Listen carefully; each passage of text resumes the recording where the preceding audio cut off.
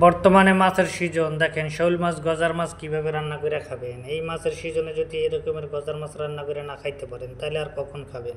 এরকমের সুন্দরভাবে টেকনিক খাটাইয়া মনে করেন গজার মাছ রান্না খাইতে পারেন। সুন্দরভাবে রেসিপিটা আপনারা মনোযোগ দিয়ে দেখবেন। শসা, গাজর, টমেটো, বেগুন, জমে যা আছে সব আজকে লইয়া লাইছি। লইয়া মনে করেন আপনাকে আজকে সুন্দর একটা রেসিপি দেখাইতে লইতে আসি। আজকে দেখেন সুন্দর একটা রেসিপি।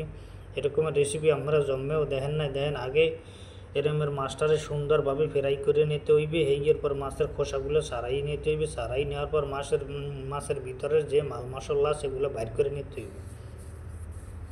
এবার কিছু বোম্বাই মরিচ সেদ্ধ করে নিতে হইবে। সেদ্ধ করে নেওয়ার পর এরকমের একদম ফুটান্ত পানির ভিতরে দিয়া এরপর দেখেন কি করতে আছে। এগুলো ওইলে যে এই মাছের খসি দেওয়া যে মাছটা আসিল এগুলো সারাই নেছে। এখন এটা দিয়ে একটা স্যুপ বানাই নিতে আছে।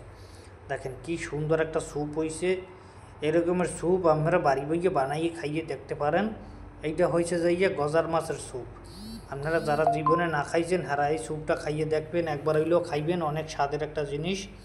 এরকমের স্যুপ আপনারা জীবনেও খান নাই আমি জানি, বাসায় একবার ট্রাই করে দেখবেন। এরকমের স্যুপ খাইতে অনেক স্বাদ। সবাই ভালো থাকবেন, ধন্যবাদ।